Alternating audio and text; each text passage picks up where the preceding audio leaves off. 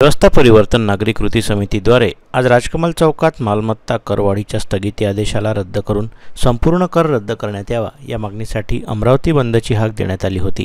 मात्र अमरावतीकरांकडून त्याला पाहिजे तसा प्रतिसाद लाभला नाही आणि प्रशासनाने कृती समितीला बंद करण्यासाठी मनाई करण्यात आली। त्यामुळे या कृती समितीद्वारे आज राजकमल चौकात निदर्शने आणि आंदोलन करण्यात आलं आणि ही करवाढ थांबलीच पाहिजे असा उद्घोष करत ही करवाढ थांबली नाही तर हे आंदोलन यापुढेही करण्यात येईल असे कृती समितीच्या पदाधिकाऱ्यांकडून सांगण्यात आले आणि जोपर्यंत स्थगिती आदेश घोषित करण्यात येत नाही तोपर्यंत आंदोलन करतच राहणार असल्याचा निर्धार यावेळी पदाधिकाऱ्यांनी व्यक्त केला।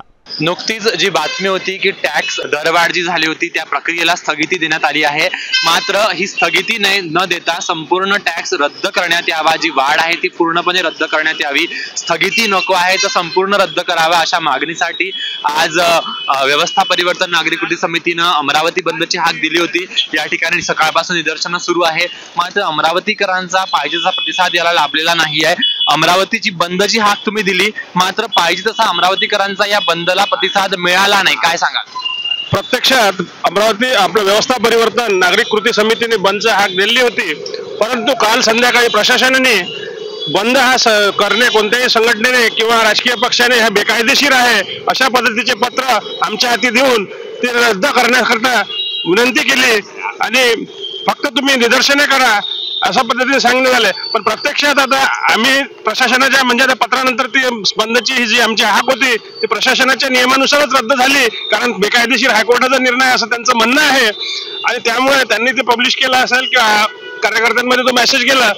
पण परंतु प्रत्यक्षात पाहिला तर इथं प्रशासनाची जी भूमिका पाहिली तर तुमच्यावर झालेल्या अन्यायाचा विरोध करायची सुद्धा परिस्थिती त्यांनी ठेवली नाहीये। त्यात हायकोर्टाचा निर्णय असो तर हायकोर्टाचा निर्णय मला तरी असं वाटत नाही की सर्वसामान्य सगळ्याच काय बंद करता असेल, कदाचित होऊ शकते ते महायुतीचा जे काय त्यावेळेसचा बदलापूर प्रकरण होतं त्यासाठी होता, पण ते त्यांनी सगळ्याकरताच ते लागू करणं सुरू केलेलं आहे।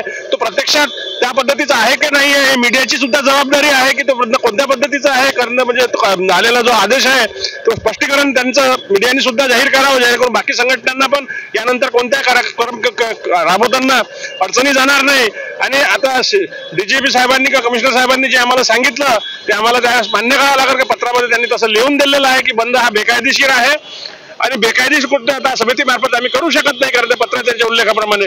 पण तरी सुद्धा अमरावती शहरात कोणत्याही प्रकारचा मेसेज न गेल्यामुळं आतापर्यंत आपण सुद्धा पाहिलं असाल की बरेचसे दुकानं 12-12:30 वाजेपर्यंत बंदच होती, कारण पद्धतीचा कोणत्याही प्रकारचा मीडिया मार्फत किंवा कोणत्या पद्धतीचा मेसेज मार्केटमध्ये गेलेला नव्हता। पण जसा मार्केटमध्ये तो मेसेज गेला त्यानंतर लोकांनी दुकानं आपली उघडलेली आहे आणि ही जी तात्पुरती स्थगिती आणलेली आहे ही स्थगिती नको, पूर्ण रद्द करून जे रेंट कंट्रोल ऍक्ट किंवा बॉम्बे रेंट कंट्रोल ऍक्ट जो आहे त्या नियमानुसारच तो वाढण्यात यावा। प्रशासनाने आपल्या मनमानी पद्धतीने तो वाढवू नये, कारण प्रशासनाची जी वाढ आहे आता आम्ही ज्या मनमानी पद्धतीने वाढवलेल्या टॅक्सच्या पावत्या आहे त्याला एका गिफ्ट रॅप पॅक मध्ये पॅक करून त्यांनी दिलेल्या पावत्या त्या महानगरपालिका आयुक्तांनाच वापस करणार आहोत। या पद्धतीने आमचं विरोध प्रदर्शन आम्ही महानगरपालिका आयुक्ताकडे करणार आहोत।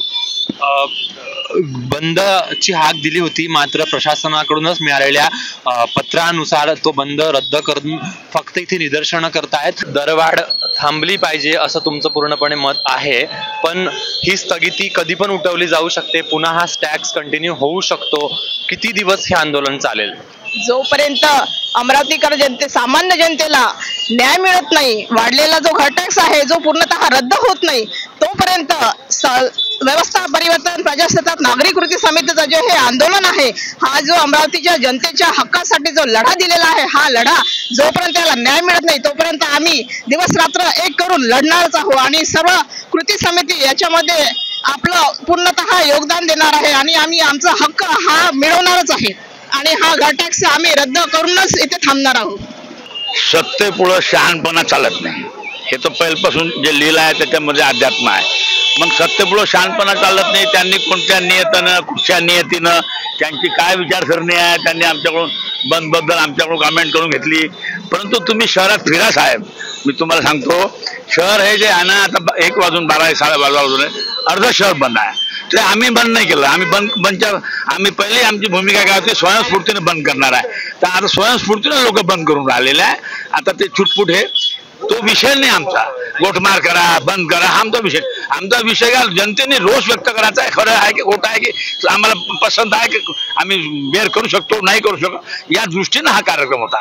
मग हे आता आमची आजची लढाई टॅक्ससाठी आहे. प्रत्येक बाबीसाठी गोटा उचलला का प्रश्न आहे साहेब? कोणती व्यवस्था आली आहे देशामध्ये? म्हणून आमचं मनोदय असं आहे की या व्यवस्थेसाठी आम्ही लढलो पाहिजे.